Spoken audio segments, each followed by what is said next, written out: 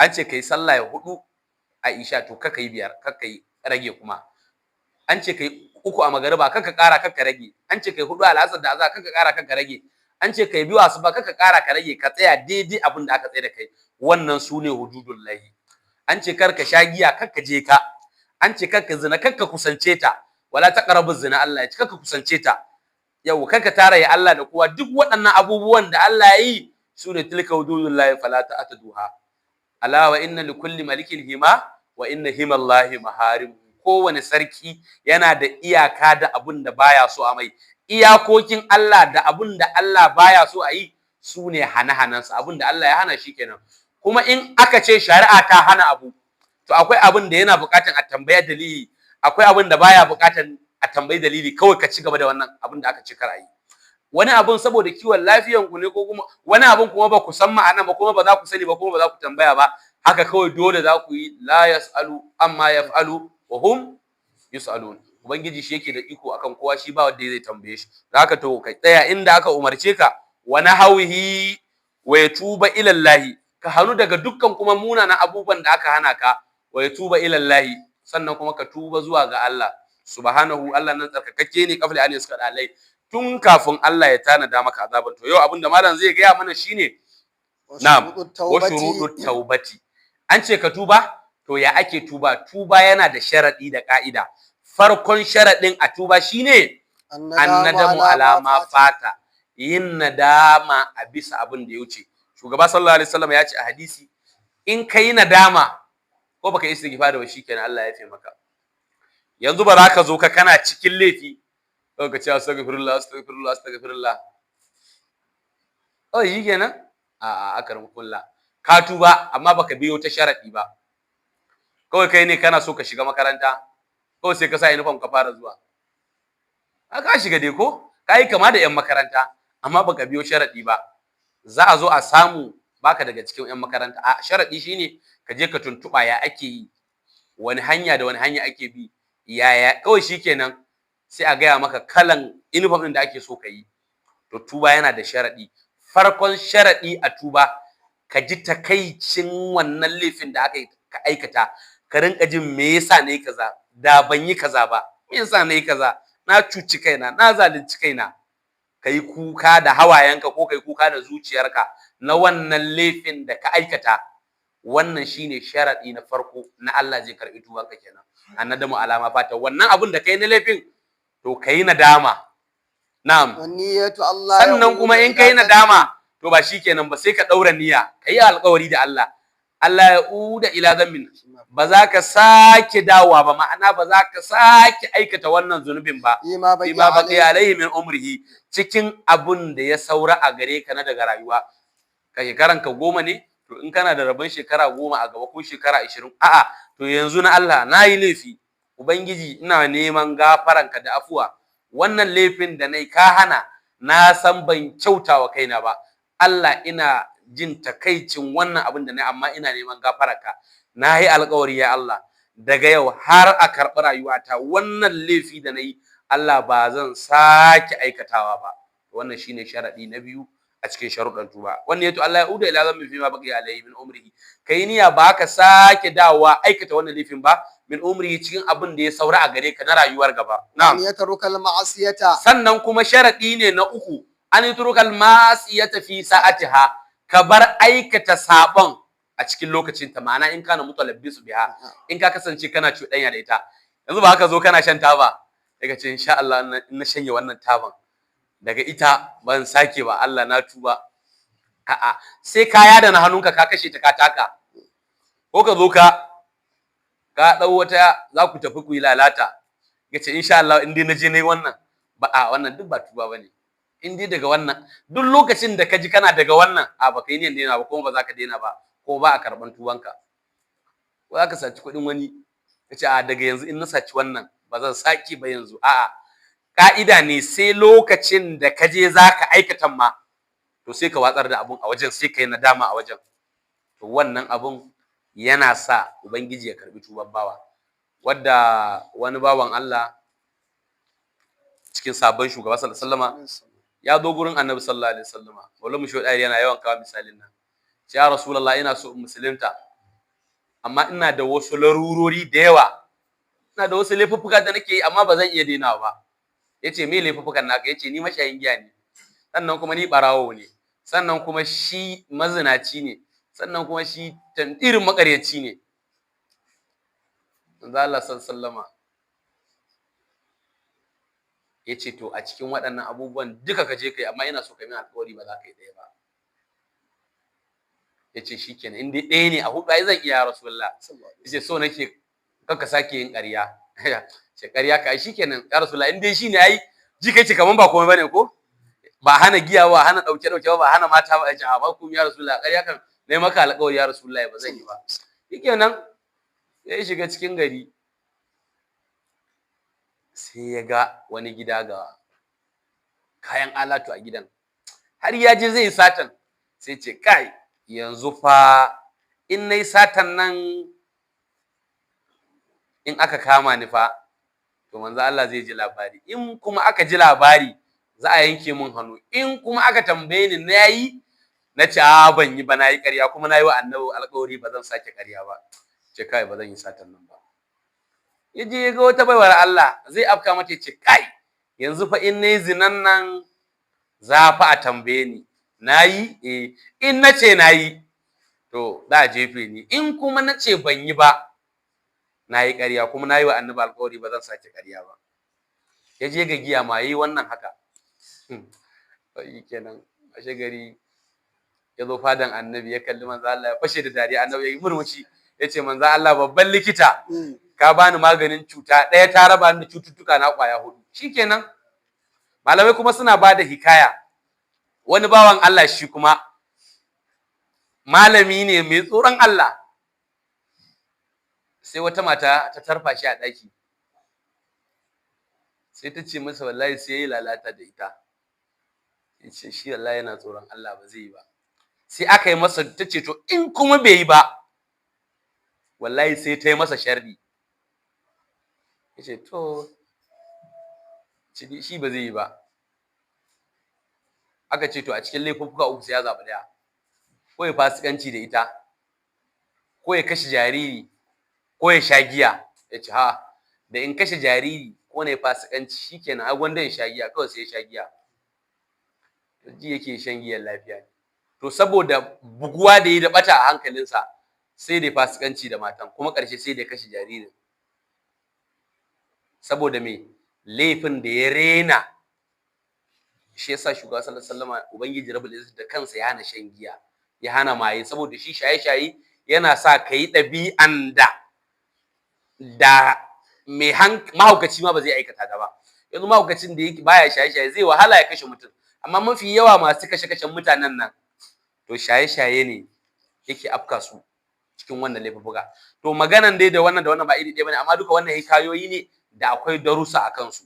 Saboda shi yasa shaye-shaye ba abin da yake sawa sai halaka. To ko shaye-shayen kake yi to ka bar aikata shi a cikin lokacin da kake aikatawa, shine alama ta farko na da ka daina. Kuma bai halatta mutum ya jinkirta ya tuba ba. A'a, shikenan insha Allah ta'ala za mu daina in Allah yarda. Bari yanzu ina yin abun ne ina dan target, daga nayi aure to na daina kenan, ko kuma shikenan ina yi daga na dan samu wani chance kaɗan, wani lungu nake jira, daga na shiga to shike. Akwai abubuwan, wannan abubuwan da muke wallahi da zaka yi hira da musamman masu shaye-shaye, da zaka yi magana da su. Ni wani dan shaye-shaye wata rana yana so in bashi kuɗi sai zo yana min wa'azi. Yace man Nura ina so ka taimaka min, amma dan Allah dan Annabi ne maka nasiha, dan Allah ka kai shaye-shaye, mu ma fa ba dadin abun muke ji ba. Wani yana min wa'azi kan ne su ma ba dadi suke ji ba, kuma so yake na bashi wani abu ya je ya taba. To ma'ana dai da zaka yi magana da su ga ma gaskiya, magana fa ta Allah ba dadi suke ji ba. Saboda wasu ma har fitsari suna yi a wandon su, wasu suna yin abubuwa irin yan zamanin nan, a baka a kurkura ka zo ka kurkura ka zo har kashi wasu suna yi a wandon su. To kaga ai musiba ce. To wannan duk sai an kiyaye. Yawwa kananan abubuwa ne da ake ganin kaman ba komai ba, amma sai su sa ka aikata laifin da ka sani da baka aikata ba. To ba za ka ce wai sai dan wani lokaci ko sai ka dan girma ba, ko kana so sai bayan kayi aure. A'a, duk waɗannan alamomi ne na wasa. Babban wasa ma shine wala yaqula hatta ya'dini Allah.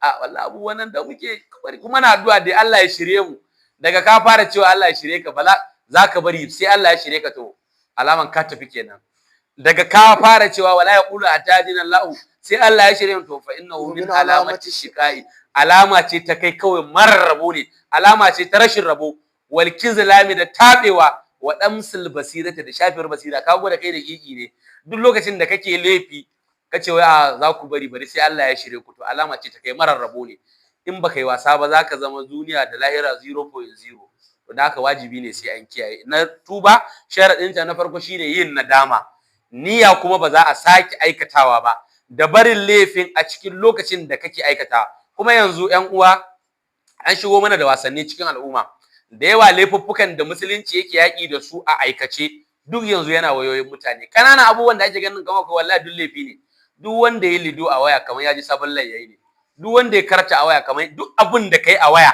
to kamar ka je inda ake kai ne in ka karanta alqur'ani a waya za a baka lada ko ba za a baka ba za a baka in ka karanta hadisin annabi a waya ka samu alheri ko duk abin da kai na alheri a waya to za a baka haka duk abin da kai na sharri a waya za a baka to an shigo mana ne waya tana da alheri da yawa tana da sharri da yawa to ƴan lido da ƴan karta da ƴan waye da ake da ƴan balabalai a waya to shikenan in ka aikata a waya kace wasa ne to zaka je malaiku su wasa da kai yanda ka yi a can dukkan laifin su ɗaya ne da yi a waya da yi a wajen caca da yi da kuɗi da yi kyauta duk ɗaya ne Allah ya kiyaye mu to wajibi ne duk mai tuba sai ya daina abun a lokacin aka zo aka yi maka aka ce abu to lokacin da kake aka ce ma lidon nan haramun ne fa to ka sa application din kai on installing din ka goge shi a lokacin aka zo wani ya kuce haka haramun ne fa a lokacin ake so ka daina a lokacin ake so ka daina ba ka ce wai sai Allah ya shirye ku a malam ku mana addu'a Allah ku je za ku ga inda kun fara cewa Allah ya shirye ku to alama ce ta marasa rabo ne ku tababbu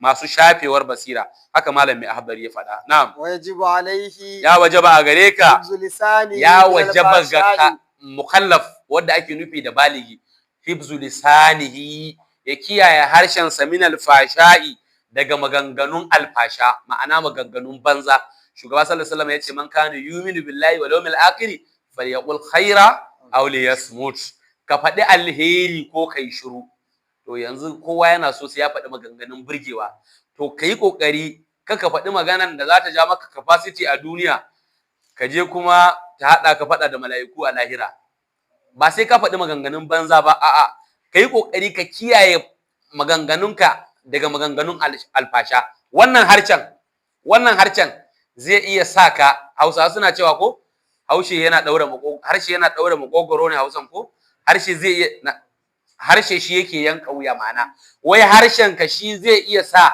ka faɗi abun da za a maka haddi har asara kanka saboda da harshe ake fasikanci da harshe ake kafirci da harshe ake faɗan maganar da za ta fidda kai a musulunci to wajibi ne ga musulmi mumini musamman baligi ya kiyaye harshensa min alfashai da maganganun banza duk abin da ka san zaka faɗa to in ba alheri bane kai shiru Qur'ani ya ce wala taqum ma laysa laka bihi ilmin ko kanka faɗi abin da ko yaya ne in baka da ilimi akai malami adari ya ce wala yullu lahu an yaf'ala fi'lan hatta ya'lama hukumullah duk abin da zaka aikata to ka zama ka san hukuncin Allah akai ma'ana Qur'ani ya gama kawai duk abin da zaka faɗa in baka da ilimi akai kai shiru annabi ya ce ka faɗi alheri ko kai shiru shi yasa ake so ahlullahi su ta faɗan alheri ba alherin da ya wuce faɗan annabi kai ta faɗan manzon Allah kai ta zikiri kai ta istighfari kai ta yabon annabi wannan shine alheri amma ba ruwanka da faɗan maganganun mutane ba ruwanka da zagin mutane duk abin da ka san alfasha ne ka bari na'am munkari da ababuwan ki ka rinka zuwa kana faɗan maganganun banza duk maganar da ka san an faɗa abun ki ne ya zama mutane yanzu ba da kunya yanzu maganganu irin na batsa duk ba da damu a faɗa ba a'a sai ga an ɗauke kunya cikin mata an ɗauke kunya cikin yara an ɗauke kunya cikin samari duk abin da zaka faɗa wanda kake faɗawan sun san abin wani ma tun ba a babar ku ba ya san abin to me zaka zo ka faɗa me wani abun ado da maganganun banza me wani abun ado da ashare wallahi tallahi wani yaro kwanan nan da je wani ya zagi ni tun da aka halice ni ba taɓa ji irin wannan zagin ba da wani zagi to duk maganganun irin wannan na alfasha wajibi ne sai an kiyaye kuma iyaye su rinka kula da maganganun da ƴaƴansu suke kuma su rinka gwadawa ƴaƴansu da wa za su abota yanzu zamani ne na duk wanda yake son alkhairi sai ya zama shine abokin ƴaƴansa in baka abokanci ƴaƴanka ba kake gudun wai kar su zo jikinka su rena ka wani sa'anka mai daidai shekarunka zai jawo su jikinsa ya koya musu halinsa ya bata maka yayanka. Wajibi ne in kana aikin alheri ka san da yayanka kake, kana zuwa makaranta ka zo da yayanka, kana zuwa zikiri ka je da yayanka, kana zuwa kasuwa ka duk abin da kake na alheri ka je da yayanka. In kuma ka ka gwada wai in sun zo za su rena ka, to shikenan za su rena ka, za su je su saka, ba su rena ka a duniya ba su je su maka sanadin shiga jahannama a lahira. To wajibi ne sai an kiyaye. Kuma yana daga cikin abin da yake ƙara soyayya, ka rinka cin abinci da ƴaƴanka, ka rinka shawara. Shugaba sallallahu alaihi wasallam shine a hakamul hakimina. Allah ya ce masa in za ka yi magana ya Rasulullah ka rinka shawara da washawuluhum fil amri fa iza azamta fatawakkal Allah. Ka rinka shawara da su ya Rasulullah. Wanda Allah sallallahu alaihi wasallam shine fa mafi hankali a duniya gaba daya, amma Allah ya ce in za ka yi kai shawara da sahabban nan, wasu ƴaƴansa ne yace kuma in za ku yi shawara to kai ma ka rinka shawara da ƴaƴanka, ka jawo su a jiki, ka roƙe su, ka gwada musu masoyanka ne. In ka ce wai in ka ji ba wai rashin duka wai shine son, akwai son da zaka yi yaro ya lalace, ka jawo shi, kana son shi amma ya abu ka haska shi, ka daka shi. In na duka ne, in na jawowa da kuɗi, akwai dukan da zaka yi, ka daka shin kuma ka dan bashi kyauta, shikenan. Akwai wani kawun mu daga nan Allah ji ganshi, wata ran na buga mai knockout a kofar daki, ya kira ni ya daka ni, ya ban 200 na tun 200 da na siyo ko sai na yi sadaka, ya ban 20. Har yau bana jin haushin abu. Da iya dukan ne kuma fa har yau ina in abun duka ya zo ka dan daka yaron ba laifi, kuma ka dan masa kyauta bayan ka daka shi, wata ran zai rike dukan nan alheri ne. Amma kawai ka haska yaro ka kore shi a kusa da kai, duk waɗannan ba shi yake kawo soyayya ba. Kuma wauta ne ka zo ka ga wani yana wa ɗanka faɗa ka jawo shi, wauta ne ka zo ka ga wani yawa ɗanka discipline ka jawo shi. In an yi wa naka to ka gode Allah, ma'ana ko ba kai za a iya kula maka da 'ya'yanka. Kar ka sake ka ce ƴaƴan wane ne, in ka taba su babansu ka cuci ƴaƴanka, ran da ka mutu ko me za su yi ba mai musu magana.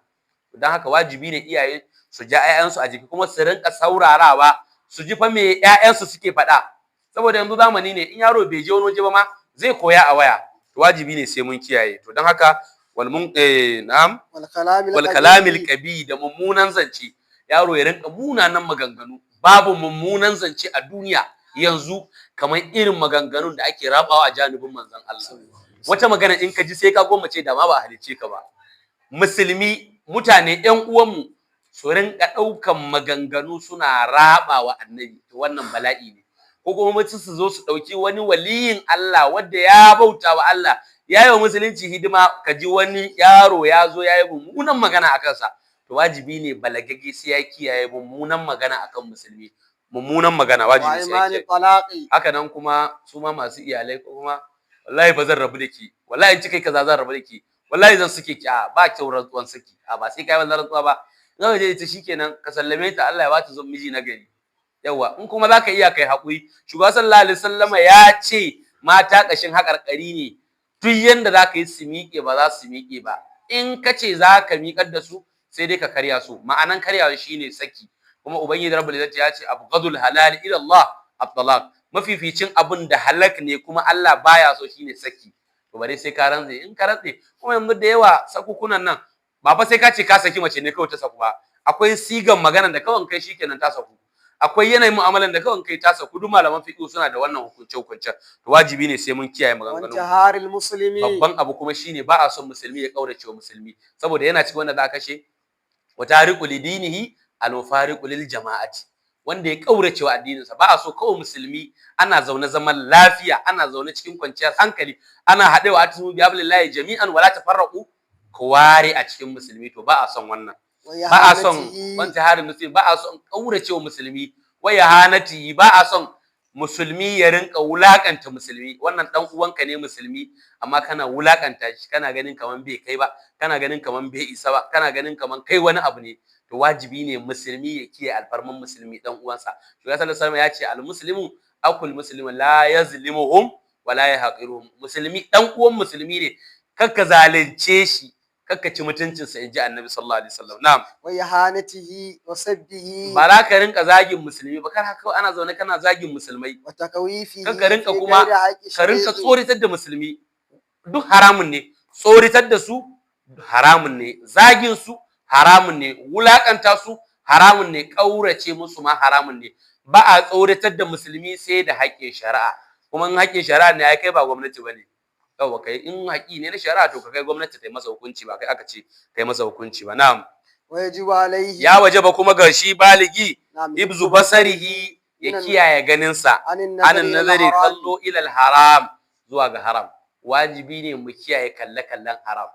Yawwa ku zo ku kafa tabarmai a kofar a bakin layi duk wacce ta zo wucewa idan tana kanka ko ana kiran sallah kace kana da zaka tafi masallaci wani irin alwala kake da shi a garin Allah ko yanzu kana da waya awan ka daya kana kalle-kalle ka shiga ta nan ka fito ta nan ka fito ta nan. Wajibi ne duk abin da ka kallo a waya to kaman ka kalla a zahiri ne. In ka kalli tsiraicin wani alma suna cewa duk wanda yake kallon tsiraicin mutane zai tashi makawa ranar tashin alkiyama. Wajibi ne ka kiyaye tsiraicin mutane. Tsiraicin kashi biyu, hatta laifukan su ba sa ka kalli laifin wani ba. Wani ya ji yabo yana laifi na ruwan kai ka halice shi ka bashi da wanda ya halice shi. In zaka iya kawai dama abuku ne man ra'a minkum munkaran falyughayyirhu bi yadihi fa in lam yastaqi fa bi lisani fa in lam yastaqi fa bi qalbi fa dhalika adhafu al-iman. In kaga mummunan abu ka kawar da abun da hannunka ko da bakinka ko ka ƙi abun a zuciyanka shine mafi raunin imani. Wajibi ne ka kiyaye kallon haramun. Ka shiga waya, ka shiga ta nan, ka shiga ta nan, ka shiga ta nan, ka leƙa nan, ka latsa nan. In abu ya maka ajiye number ka comment section za ka ajiye wa mala'iku a comment section kuwa. Wajibi ne sai an kiyaye. Aka zaman majalisu, yawa majalisu za a zauna ya zama zayyinu majalasatkum bis salati alayya. Wajen zama in an zauna a ƙawata shi da yawan annabi salati da tarihin manzon Allah sai ku manta da kanku ma bare masu wucewa. Amma wacce ta zo wucewa har ƙasar rubutun zanin ta kuna karantawa tsabar iyawa.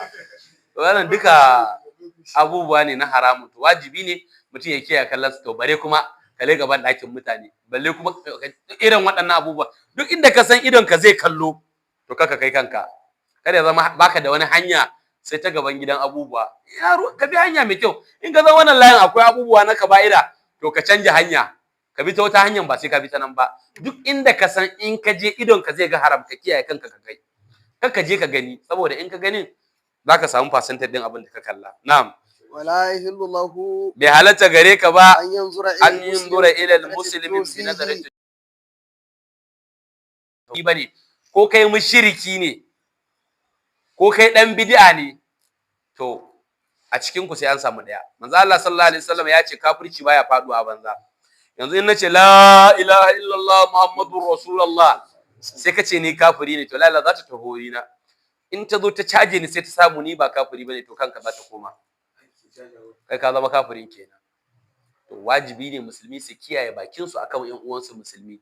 Kar ku rinka aibata mutane, kar ku rinka zagin bayin Allah. Wanda ya halice su Allah ne, yana da mamlaka akan su. Shi yake dama su yi abin da suka dama. Wani yayi wa addini hidima tun ba halicci babanka ba. Wani yayi wa musulunci hidima, wani yayi wa Qur'ani hidima, kuma yau wani yazo ya ce ba musulmi bane. Ko kuma wani yazo ya ce mushriki ne, ko ne yazo ya ce dan bid'a ne.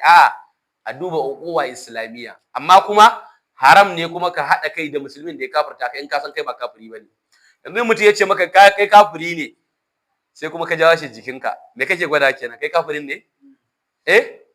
In kuma kai ba kafiri bane to shi kafiri ne. Kai kuma wallahi lillahi subatu fasiqin ba da kai abuta da fasiki ba ma. Bare kuma da kafiri wajibi ne sai mun kiyaye. Ba ruwan mu da cewa wani kafiri. Ba ruwanka da kafirta wani. In wani ya ce maka kafiri kakka damu kanka. Ka gan shi ka ta la ilaha illallah muhammadur rasulullah. Kafirin ma da yi shekara 100 yana kafirci ya faɗi wannan ya musulunta bare kai na watanni ko wani abu da aka ce.